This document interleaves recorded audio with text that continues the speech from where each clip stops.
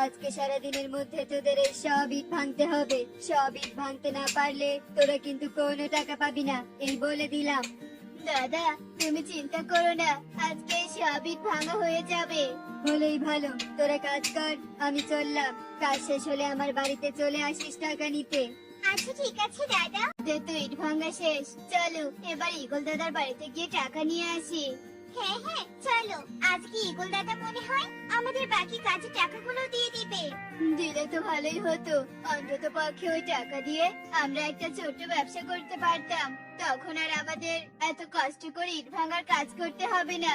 ঠিক বলেছো, চলো তবে। ইগল দাদা, আমরা কাজ শেষ করে এসেছি। এসেছিস তোরা? দাঁড়া, আমি টাকা আনছি ঘর থেকে।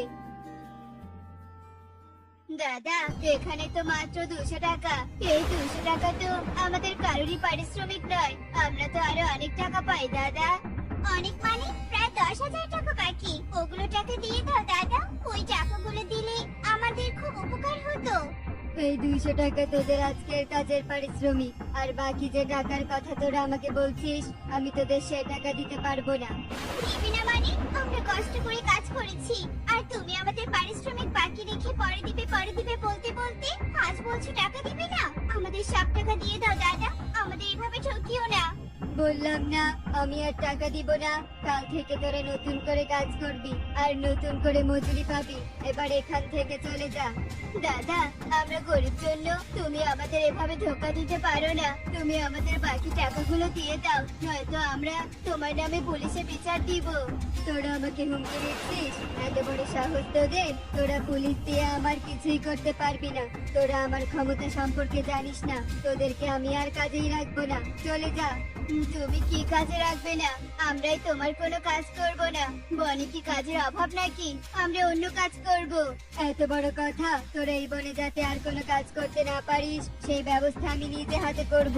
তুমি আমাদের কিছুই করতে পারবে না, বিধাতা আমাদের সাথে আছে। আমরা পুলিশ দিয়ে তোমার বিচার করতে না পারলেও বিধাতা একদিন না একদিন তোমার বিচার করবেই করবে। সেদিন গরিবকে ঠাকুরের মজা বুঝবে। চলো টুনি এখান থেকে, এদের মতো ধনীদের সামনে কেঁদে লাভ নেই। অনেক বড় বিপদে পড়ে এসেছি, আমাদের দুজনের একটা কাজের দরকার। আমাদের একটা কাজ দিবে গো? তোদের কাজ দিয়ে নিজের বিপদ ডেকে আনতে পারবো না। বিপদ মানে? আমাদের কাজ দিলে তোমার কি বিপদ হবে দাদা? তোমার তো অনেক জমি জমা, আমাদেরকে একটা কাজ দাও না দয়া করে। তোদের মতো গরিবকে কাজ দিলে ইগল দাদা আমাকে বন থেকে বের করে দিবে। আমি তোদের কাজ দিয়ে এই বন ছেড়ে চলে যেতে চাই না। ওই বজ্জাত ইগল কিছুই করতে পারবে না দাদা, তুমি ভয় পেও না। দয়া করে একটা কাজ দাও। এই বললাম না কাজ দিব না, যা ভাত চোখের সামন থেকে। যত সব গরিব ভিখারি কোথাকার। ওই বজ্জা দ্বিগুণ সবাইকে না করেছে আমাদেরকে কাজ দিতে, তাই তো কেউ আমাদেরকে কাজ দিল না। এবার তবে আমাদের কি হবে? আমরা যে না খেতে পেরে মরে যাব। জানি না টুনি, আমাদের কি হবে। আমার যে অনেক চিন্তা হচ্ছে, বিধাতা যে কেন আমাদেরকে গরিব বানিয়ে পাঠিয়েছে। একটু সাহায্য করো হে বিধাতা, একটু সাহায্য করো আমাদের। কেউ আমাকে বাঁচাও, আমি ডুবে যাচ্ছি। কেউ আমাকে ডুবে যাওয়ার হাত থেকে বাঁচাও, দয়া করে কেউ আছো? বাঁচাও আমাকে। টোনা, মনে হচ্ছে কেউ বিপদে পড়ে সাহায্য চাচ্ছে। হ্যাঁ, আমিও তো তাই শুনলাম, কিন্তু আশেপাশে তো কাউকে দেখছি না। ওই দেখো টোনা, মাঝ নদীতে একটা ইঁদুর ছটফট করছে। ওই ইঁদুরটা সাহায্য চাচ্ছে। টোনা, এক্ষুনি গিয়ে ইঁদুরটাকে তীরে নিয়ে এসো। হ্যাঁ হ্যাঁ টুনি, এক্ষুনি নিয়ে আসছি। আমাকে আমাকে সাহায্য করার জন্য তোমাদের অসংখ্য ধন্যবাদ। তোমরা না থাকলে আজ আমি ডুবেই মরে যেতাম। তুমি ছোট্ট ইঁদুর হয়ে নদীতে পড়ে গেলে কি করে? তুমি যেহেতু সাঁতার জানো না, সেহেতু তোমাকে নদী থেকে দূরে থাকা উচিত ছিল। আসলে আমি ইঁদুর নই, ইঁদুর রূপী একটা পরী। একটা ডাইনি আমার রাজ্য দখল করে আমাকে ইঁদুর বানিয়ে নদীতে ফেলে দিয়েছে, আর তারপর তোমরাই আমাকে বাঁচালে। তোমরা তো অনেক ভালো। তোমরা আমার আরেকটু উপকার করবে? কি উপকার করি বলো? তোমরা আমার রূপ ফিরিয়ে দিতে সাহায্য করবে? আমরা তো সাধারণ পাখি, আমরা তো কোনো জাদু শক্তি জানি না, তাহলে কিভাবে তোমার রূপ ফিরিয়ে দিব? আসলে আমার রূপ ফিরিয়ে দিতে তোমাদেরকে কোনো জাদু শক্তি জানতে হবে না। এই নদীর ওই পারে একটা নীল পাহাড় আছে। ওই নীল পাহাড়ের ভেতরে একটা নীল টমেটোর গাছ আছে। ওই গাছ থেকে একটা নীল টমেটো এনে দিলেই আমি সেটা খেয়ে নিজের রূপে ফিরে আসবো। তাই তাহলে তুমি চিন্তা করো না টোনা, এক্ষুনি কেউ নীল পাহাড় থেকে নীল টমেটো নিয়ে আসবে। টোনা আর দেরি করো না, তুমি নীল টমেটোর উদ্দেশ্যে রওনা হও। আমরা তোমার জন্য এখানে অপেক্ষা করছি। আচ্ছা ঠিক আছে পরি, এই দেখো আমি নীল টমেটো এনেছি, নাও তাড়াতাড়ি টমেটো খেয়ে নিচে ডুবে ফিরে এসো। আমি আমার রূপ ফিরে পেয়েছি। কি শান্তি। টোনা টুনি, তোমাদেরকে অনেক ধন্যবাদ। আমি তোমাদেরকে উপহার দিতে চাই, অনেক ভালো একটা উপহার। জাদুই দণ্ড। এই দণ্ড আজ থেকে তোমাদের। তোমরা এই দণ্ডের কাছে যা চাইবে তোমাদেরকে তাই দিবে। ধন্যবাদ পরি, আমাদেরকে এত সুন্দর উপহার দেওয়ার জন্য। আমরা তোমার এই উপহারের কথা কোনোদিনও ভুলবো না।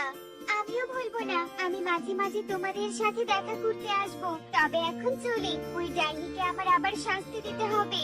টোনাটুনি জাদুদণ্ডের সাহায্যে এত ধনী হয়েছে, না না ওদেরকে আর ধনী হতে দেওয়া যাবে না। ওই জাদুদণ্ডটা আমার চুরি করতেই হবে। ওই দণ্ড আমি চুরি করে আমিই হব অনেক ধনী। আজ রাতে ওই দণ্ড আমার হাতে চলে আসবে। ইগল দাদা, তুমি এত রাতে আমাদের ঘরে কি করছো?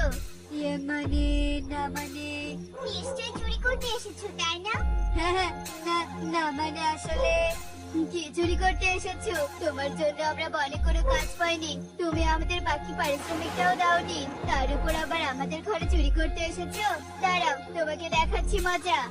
না না, তোরা আমাকে শাস্তি দিস না, আমি আর এমন কাজ করব না, আমাকে ক্ষমা করে দে। এটাই আমার বাড়ি, আজ থেকে এই বাড়িতে তুমি আমার সাথে থাকবে। ভালো করে দেখো আমার বাড়ি তোমার পছন্দ হয়েছে কিনা। টোনা, তোমার বাড়ি তো আমার আগেই পছন্দ হয়েছে। বসে বসে খাওয়ার জন্যই তো তোমাকে আমি বিয়ে করেছি। কি ব্যাপার টুনি, তুমি আমাকে কিছু বললে নাকি? না না টোনা, তোমাকে আমি কিচ্ছু বলিনি। তোমার বাড়ি আমার অনেক পছন্দ হয়েছে। টোনা, অনেক রাত হয়েছে, এখন আমি আর জেগে থাকতে পারবো না। আমি টুনি এখনো ঘুমিয়ে আছে? বাড়ির কাজ কে করবে তাহলে? নিশ্চয় টুনি অনেক ক্লান্ত। যাকে আজকের মতো আমি বাড়ির কাজ করে চলে যাই। কি 10টা বেজে গেছে? সর্বনাশ, এক্ষুনি কাজে যেতে হবে, নইলে যে মালিক আমাকে কাজ থেকে তাড়িয়ে দিবে। ঘুমিয়ে ঘুমিয়ে বড্ড হাঁপিয়ে গেছি। নিশ্চয়ই টোনা এতক্ষণে কাজ করে চলে গেছে। যাই বাবা, আমি একটু খেয়ে পেটটা শান্তি করব। আজ তুই খেয়ে আসিসনি নাকি? কাজ করতে করতে হঠাৎ হাঁপিয়ে গেলি। কালু দাদা, তুমি একদম ঠিক বলেছো, আমি সত্যি খেয়ে আসিনি।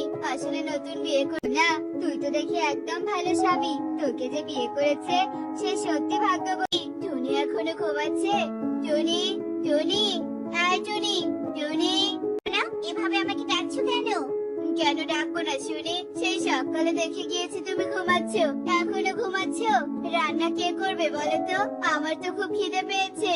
দেখো টোনা, তোমার যদি এত খিদে লেগে থাকে নিজে রান্না করে খাও গিয়ে।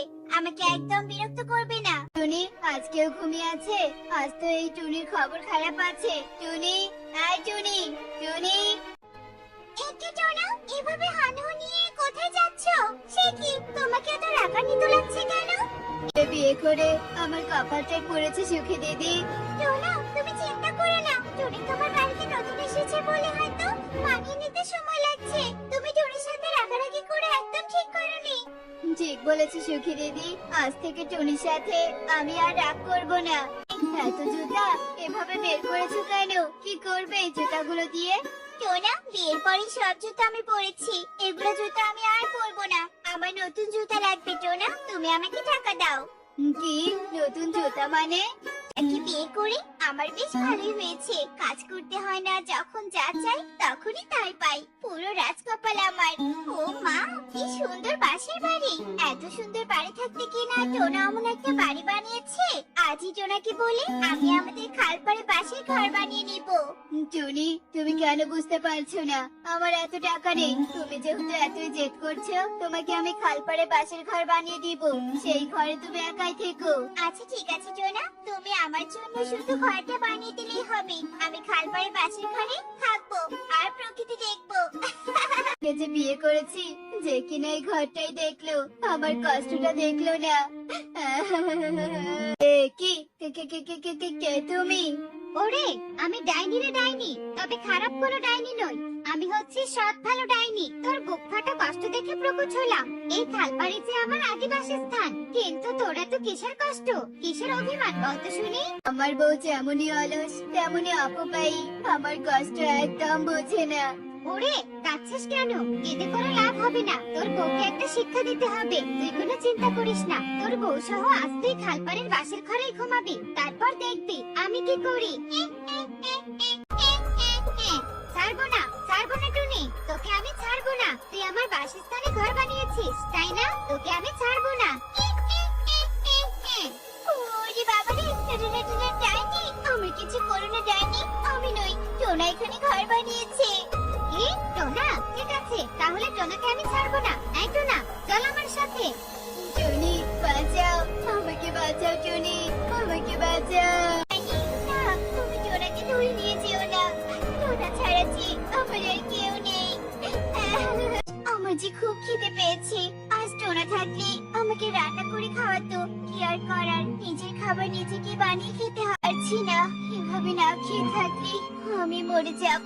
এর থেকে বরং আমি সবার বাড়ি বাড়ি গিয়ে একটু সাহায্য নিয়ে আসি। সখী দিদি, সবই তো শুনলে, আমাকে একটু খাবার দিয়ে সাহায্য করো না গো, আমি যে খুব ক্ষুধার্ত। দেখ টনি, আজকের দিনের জন্য তুই নিজেই দায়ী। অলসতা না করে টোনাকে যদি একটু শান্তি দিতে, যা ছিল তা নিয়ে খুশি থাকতে, তাহলে আজকের দিন তোকে আর দেখতে হতো না। এর থেকে বরং নিজে কর্ম করে খা, বুঝেছিস? না, তুমি আমাকে ক্ষমা করে দিও, তোমাকে আমি অনেক কষ্ট দিয়েছি। এখন আমি বুঝতে পারছি বাইরের কাজ কত কষ্টের, আর আমি কিনা তোমাকে দিয়ে বাড়ির কাজ করিয়ে নিতাম। আমি পাপী, আমার কষ্ট ভোগ করতেই হবে। টোনা, তুমি ফিরে এসেছো? ডাইনি, আমি তোমার কাছে হাত জোর করছি, তুমি আমার টোনাকে ফিরিয়ে দাও। আমি আমার খালপাড়ে ঘর ভেঙে সরিয়ে ফেলবো, তবু তুমি আমার টোনাকে ফিরিয়ে দাও। টোনা, তোমার কাছেও আমি হাত জোর করে ক্ষমা চাচ্ছি, তুমি আমাকে ক্ষমা করে দাও। টনি, এবার তুই থাম, আমি তোকে আর টোনাকে কিচ্ছু করব না। আমরা তো তোর ভুল শুধরানোর জন্য এই বুদ্ধি করেছি। হ্যাঁ টনি, ডাইনি ঠিকই বলেছে, অলসতা করে আমাদের জীবন চলবে না। জীবনে ভালো থাকতে হলে পরিশ্রমী হতে হবে, সংসারে আয় ব্যয়ের হিসাব রাখতে হবে, অপব্যয় থেকে দূরে থাকতে হবে, বুঝেছো? আর তোমাকে সবটা বোঝানোর জন্য ডাইনি আমাকে সাহায্য করেছে। ডাইনি, তোমাকে অসংখ্য ধন্যবাদ, তুমি সাহায্য না করলে আমি নিজের ভুল বুঝতেই পারতাম না।